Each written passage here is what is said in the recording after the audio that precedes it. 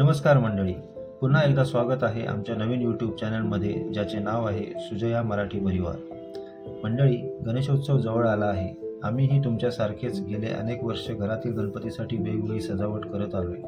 या चॅनलवर आम्ही मागील काही वर्षातील गणेशोत्सवाचे व्हिडिओ शेअर करणार आहोत. त्यापैकी आज आमच्या पहिल्या इको फ्रेंडली सजावटीचा व्हिडिओ शेअर करत आहे.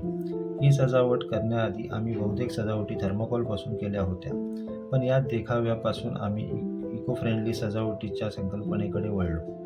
मंडळी, या देखाव्यात आम्ही शेती व शेतकरी कुटुंबाची जीवनशैली दाखवण्याचा प्रयत्न केला आहे, जो तुम्हाला गावाकडची आठवण करून देईल. यामध्ये डोंगर पायथ्याशी वसलेल्या एका शेतकऱ्याचे कौलारू घर, घरातील स्त्री पुरुषांची कामाची लगबग दिसत आहे.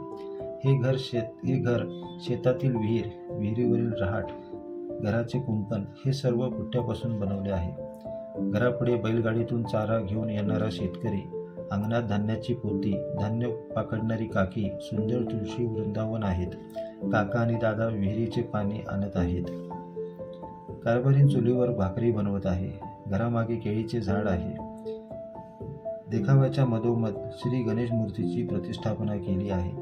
बॅकग्राऊंडमध्ये डोंगर, झाडी असा निसर्गरम्य दृश्य दाखवले आहे व झाडाखाली असलेले शिवलिंगाचे मंदिर व त्यासमोरील नंदी असे डिटेलिंग साकारण्यात आले आहे.